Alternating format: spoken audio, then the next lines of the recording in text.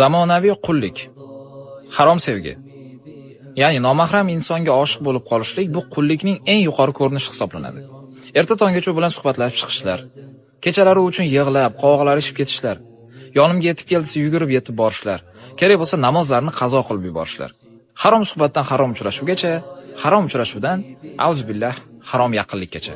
Agar mana shu oshiqlik qalbiga o'rnashib qolgan bo'lsa, endi Allohning roziligida uni roziligini ustun ko'radi. Butun qalbi bilan unga qullik qiladi. Shuning uchun ham ulamolar nikohdan oldingi sevgini shirk deb ataydi.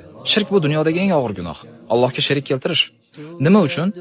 Chunki Alloh taolo g'azab qilgan amallardan yiroq bo'lish o'rniga u g'azab qiladigan amallardan yiroq bo'lishni ustun ko'radi. Hijob kiy desa kiyadi, uyda o'tir desa o'tiradi va bunga ajr ham olmaydi. Chunki Alloh taolo allaqachon oyatda aytib bo'lgan: "Jilboblaringizni ustingizdan tashlab yuring, uyingizda viqor bilan o'tiring." Hattoki Allohning diniy yo'lida qilmagan infoq ehsonlarini uni rozilik uchun qilib yuboradi. Ota-onasiga olib bermagan sovg'alarni olib beradi. Cho'ntagida 1 so'm puli bo'lmasa ham, qarz olib bo'lsa ham qiladi. Tahajjud uyog'ida tursin, bomdodga uxlab qoladigan odam ma'shuqasi uchun kerak bo'lsa erta tonggacha uxlamaslikka tayyor. Alloh harom qilgan amallardan qaytishga nafsi bardosh bermaydi, lekin mana shu ma'shuqasi uchun o'lishga tayyor. Lekin birodar, mana shuni biz halollab olishimiz mumkin. Ya'ni ibodatga aylantirishimiz mumkin. Bu nikoh bilan bo'ladi.